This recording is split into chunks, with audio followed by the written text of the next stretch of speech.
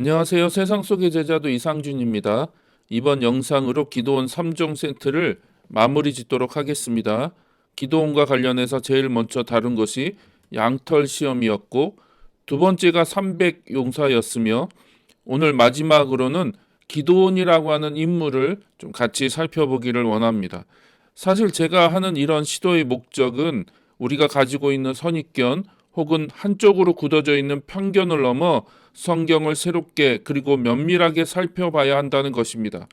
쉬운 일은 아니지만 그래도 도전해 볼 만한 일이라는 것은 분명합니다. 자, 그럼 마지막 기도원 이야기를 시작해 보도록 하겠습니다.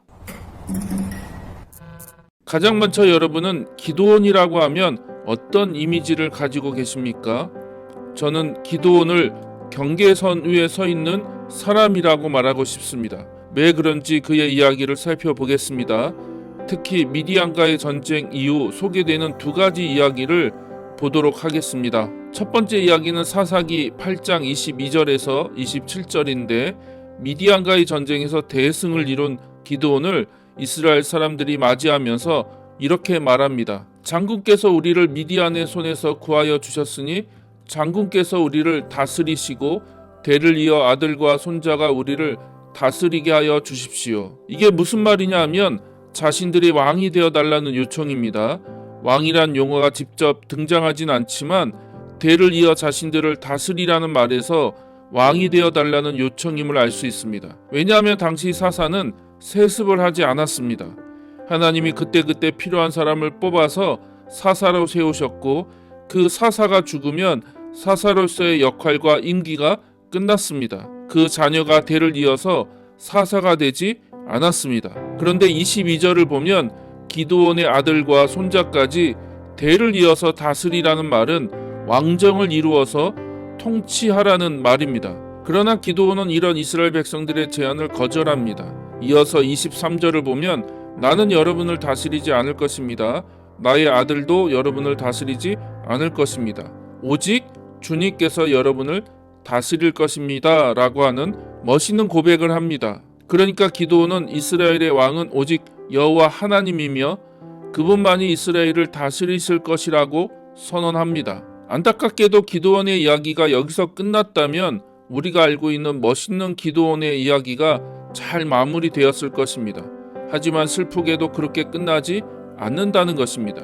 이어지는 24절을 보면 기드온은 백성들에게 한 가지 요청이 있다고 말합니다. 그들이 전투에서 얻은 전리품 가운데 귀고리를 하나씩 자신에게 달라는 것입니다. 제가 자료를 찾아보니 당시 미디안 사람들은 금으로 만든 귀고리를 하고 다니는 풍습이 있었다고 합니다. 그렇다면 전투에서 죽은 미디안 군인들에게 엄청나게 많은 귀고리를 백성들이 전리품으로 취했는데 그 귀고리를 하나씩만 자신에게 달라고 요청한 것입니다. 이런 기드온의 요청에 백성들은 흔쾌히 기꺼이 드리겠습니다 라고 대답하며 겉옷을 펴서 자신들이 취한 귀고리를 모아 기드온에게 줍니다. 그것을 모아서 무게를 측량해 보았더니 1700세겔, 그러니까 20kg 정도 되었다고 합니다. 사실 이것은 어마어마한 양입니다.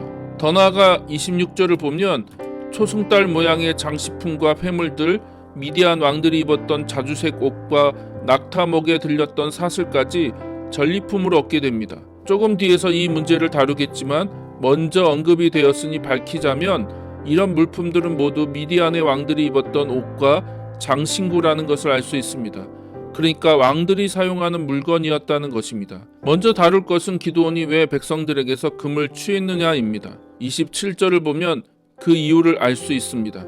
기드온은 백성들에게서 취한 금을 가지고 에봇을 하나 만들어 자기가 사는 오브라 성읍에 두었다는 것입니다. 그리고 이어지는 설명이 이런 행동의 심각성을 보여줍니다. 온 이스라엘이 그곳에서 그것을 음란하게 섬겨 기드온과 그 집안의 올가미가 되었다는 것입니다. 원래 에봇은 금실과 은실 등으로 만들어 대제사장이 입는 조끼 같은 예복을 말합니다. 기드온은 성막에서 대제사장만이 사용해야 할 성물을 사사로이 만들어 자기 집에 두었고 백성이 그것을 음란하게 섬기는 빌미를 제공합니다. 여기서 올감이라고 번역된 히브리어 모케시는 다른 우상을 섬길 때 언급된 단어입니다. 그렇다면 기드온은 에봇을 또 하나의 우상으로 만들어서 섬김으로 우상 숭배자가 되었다는 것입니다. 우리는 여기서 반복되는 패턴을 발견할 수 있습니다. 기드온의 아버지 요아스는 바알과 아세라 우상을 집안에 두고 섬김으로써 종교적, 정치적, 경제적 권력과 부를 누린 사람입니다. 이것은 사사기 6장을 천천히 읽어보면 금방 알 수 있습니다. 그런데 그런 아버지의 행동을 아들인 기드온도 똑같이 합니다. 대신 바알과 아세라가 아니라 에봇을 만들어 걸어놓음으로써 종교적, 정치적, 경제적 힘과 부를 누리고 있다는 것입니다. 그런데 이것이 더 심각한 문제가 되는 것은 에봇을 섬긴다는 것은 마치 하나님을 섬기는 것처럼 보인다는 점입니다. 이해가 되세요? 겉으로 보기에는 바알과 아세라 우상을 섬기는 것은 아닙니다. 그래서 문제가 없어 보일 수 있습니다. 하지만 그 뒤에 작동하는 메커니즘은 동일하다는 것입니다. 결국 기드온은 하나님의 이름으로 돈과 권력을 차지하며 우상 숭배와 동일한 상태로 전락시켜 버립니다. 이것은 우리의 평가가 아닙니다. 앞에서 살펴본 음란이라고 번역한 모케슈라는 단어를 성경 본문이 사용하고 있는 것을 보면 하나님이 그를 그렇게 평가하고 계신다는 것을 알 수 있습니다. 우리는 이것을 통해 기드온의 첫 번째 경계선을 확인할 수 있습니다. 우리는 이렇게 그에게 질문을 던질 수 있습니다. 기드온은 정말 하나님을 끝까지 섬기는 자였을까? 기드온은 우상 숭배자였을까? 기드온은 혼합주의자는 아닐까? 여러분의 생각은 어떠십니까? 두 번째 이야기로 넘어가겠습니다.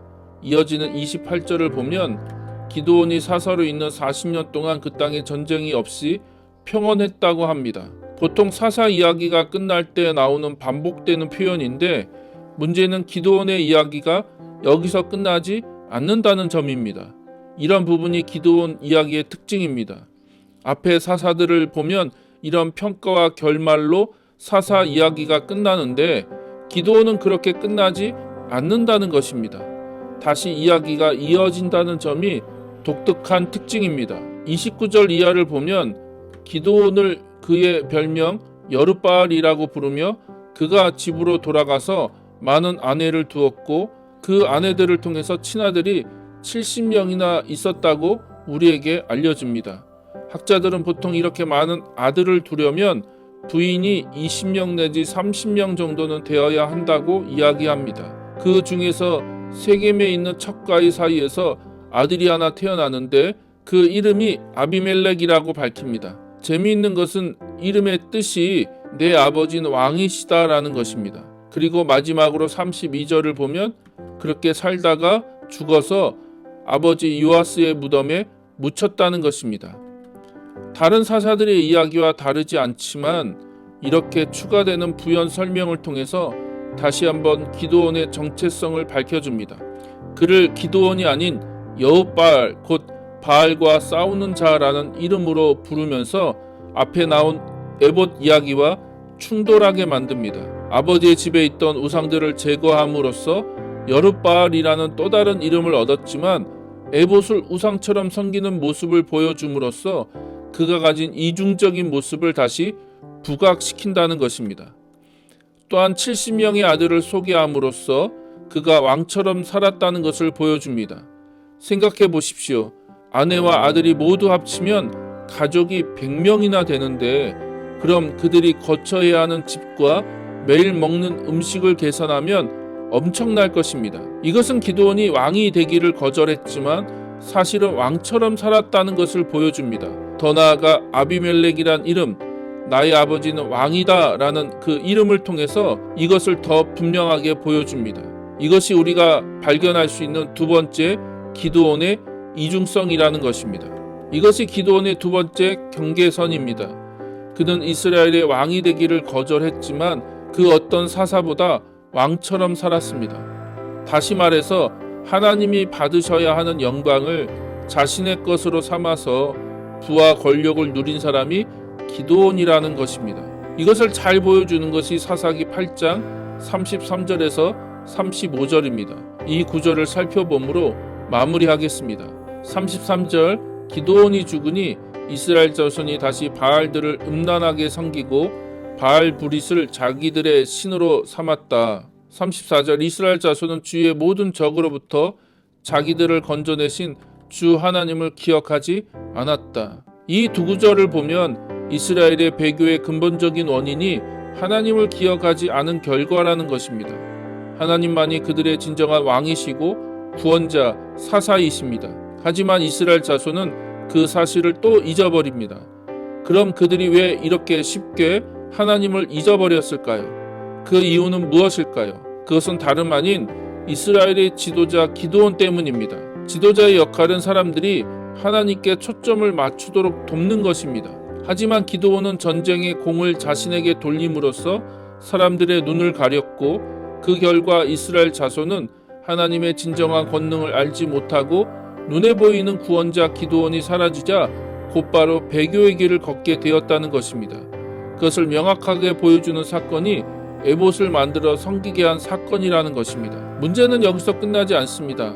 마지막 35절을 보면 이스라엘 백성들은 하나님만이 아니라 기드온이 이스라엘에게 선을 베푼 것도 잊어버리고 그 가족에게 은혜를 갚지 않았다고 이야기를 마무리하고 있습니다. 그들은 하나님만 잊은 것이 아니라 기드온의 공적도 잊어버렸습니다. 이것이 지도자가 많이 하는 실수입니다. 하나님을 기억하지 못하는 백성은 지도자의 업적도 쉽게 잊어버린다는 것입니다. 이렇게 기드온은 왕인지 사사인지 알 수 없는 경계선, 하나님을 섬기는 자인지 우상을 섬기는 자인지 알 수 없는 묘한 경계선 위에 서 있던 사람이었다는 것입니다. 그리고 저는 그 모습을 통해 오늘날의 지도자와 무리들을 발견할 수 있다는 것입니다. 오늘은 여기까지입니다. 시청해 주셔서 감사합니다. 다음에 더 나은 영상으로 찾아뵙도록 노력하겠습니다. 감사합니다.